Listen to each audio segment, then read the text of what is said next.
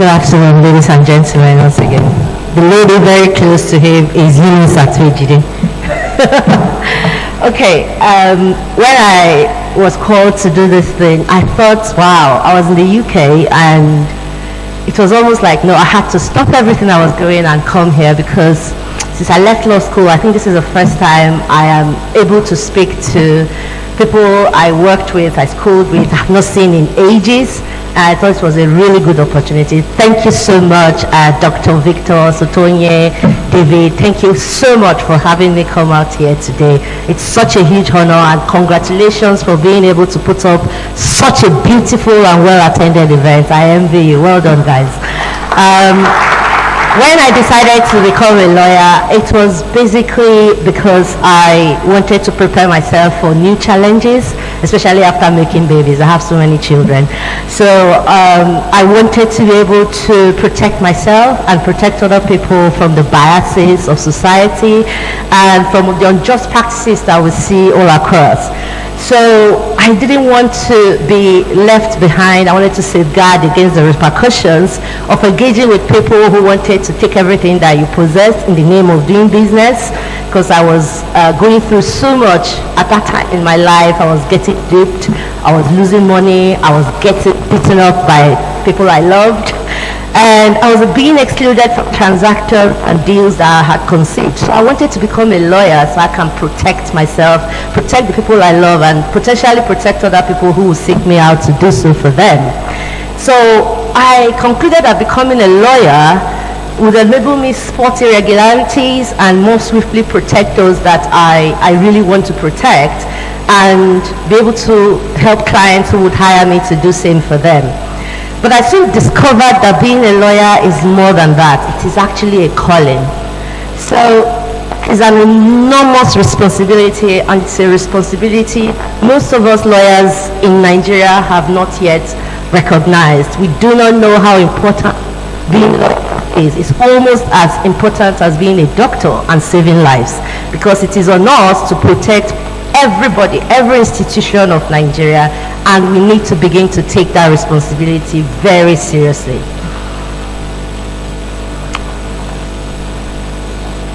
I was recently yanked off the NBA platform because I would not cease speaking about the primary responsibility of our senior lawyers and the justices, senior justices of our courts, for the problems we have in Nigeria today. Every one of us like to talk, but we don't really like to address the real issues. But I'm going to do my best to do that in the short time I have here today.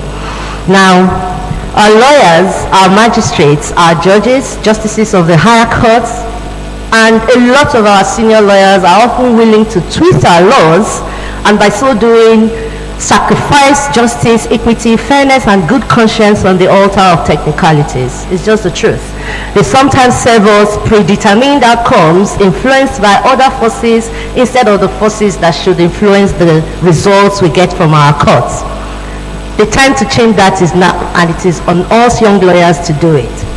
It is common knowledge that our judicial arm of government is comprised almost entirely of lawyers, and this is to be expected. However, if we pause to examine the legislative and executive arms of government in Nigeria today, especially during the last 24 years, we would discover that they were mostly lawyers or are lawyers, and these are the people that have caused the problems that we are dealing with in Nigeria today. Just investigate, do your research, check all the political figures from 1990 to this day, and you will discover that many of them are lawyers or were lawyers before they became politicians or government agents or whatever they are today. So lawyers make up more than 50% of the personnel in all the three arms of government in Nigeria, and this has been the case for a very long time. So I'm not entirely off track when I tell us that lawyers are primarily responsible for the situation we find ourselves in our dear country today. So lawyers are in the best position to right the wrongs, and it is junior lawyers who should begin this process. We cannot sit back and wait for senior ones who created the mess to clean it up. They won't. So we must take responsibility and begin to systematically address the issues. We must learn to speak truth to power. We must work ethically.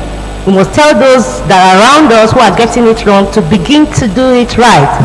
because if we do not do this, we are all going to pay dearly for it. And we are already paying very dearly for what the seniors have done up to now.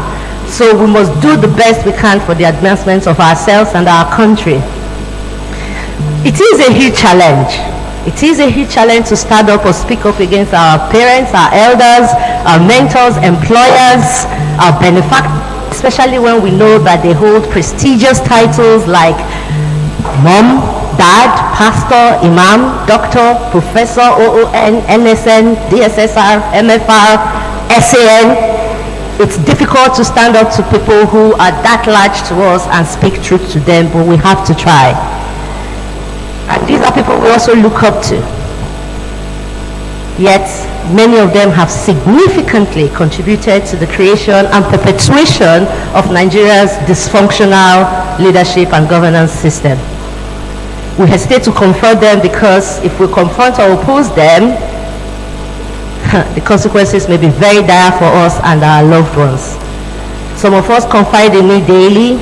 I'm glad that my brother mentioned that there is minimum wages for lawyers. I never heard of it because a lot of us, some of us even here, told me that even till now they still earn 30,000 naira, which is the official minimum wage in Nigeria, and some of them are already nearing 10 years post-call. That's not all okay.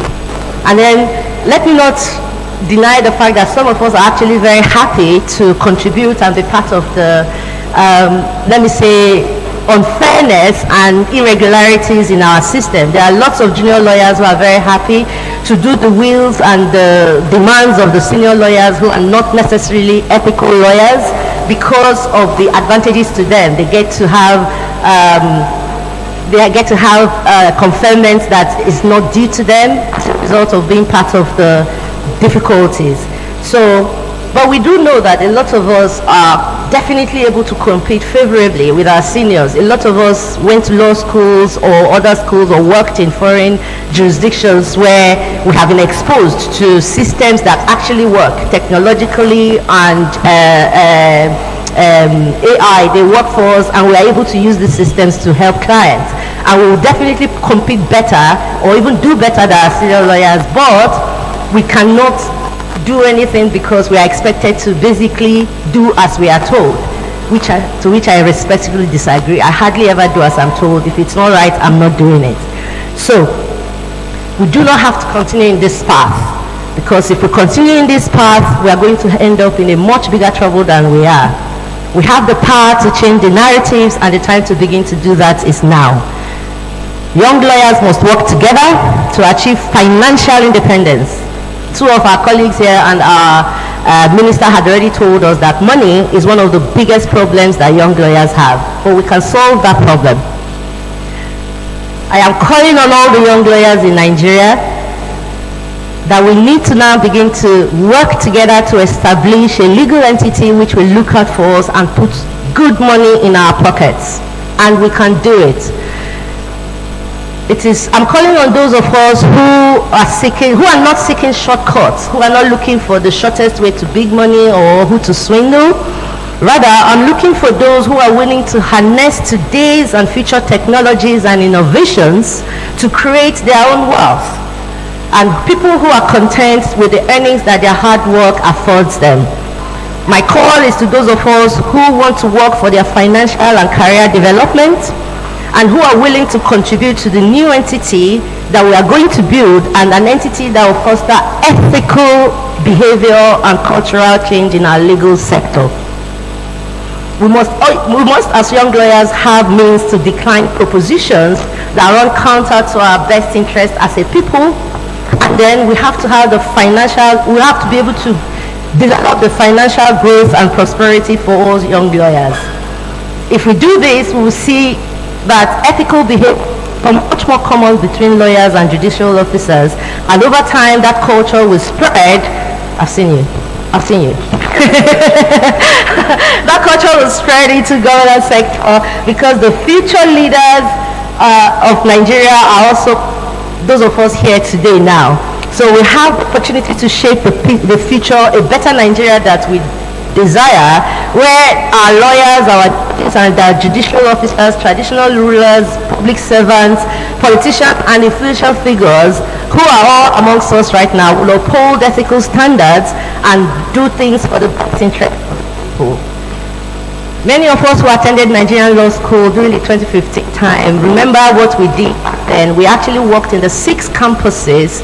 We developed, we set up platforms on WhatsApp, Facebook, where we're working in the 6 campuses to help ourselves to pass the Barr finals. And quite a lot of us scaled Barr finals at the first try, and many of us came out with first class ones and all, because we worked as a team. So we're able to use technology back then, and we called ourselves Wig and Gam Guaranteed, which we got from Olowoloni. His way of telling us that everybody must work hard, and if you work hard, you get the result.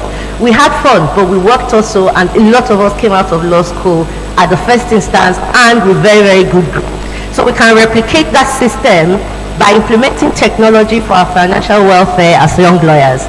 So whether we are abroad, whether we are in Nigeria, whether we are working for SAS or who we are working for, we can come together to create a platform where we are all working for the benefit of this country and ourselves. You make a lot of money using all these technological advancements, all the different areas where we are experts, bring it together and then figure out how to make sure that everybody is earning what they deserve, not getting whatever the minimum is and then having too little to look out for themselves, and then eventually being in the position where somebody offers you some stupendous money, you are tempted to do the wrong thing.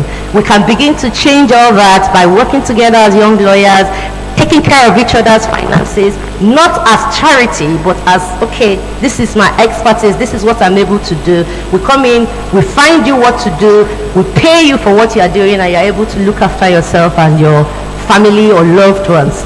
So it's time to stop complaining and time to start working together to build up a system, a working system where we can all make the money we need to make, be independent. By the time they are appointing us ministers, judicial officers, judges, whatever, we are still able to continue that culture of doing the right thing, being professionals and making judgments based on what we really believe is the right thing for whatever the circumstances presented to us is. Thank you very much. Thank you.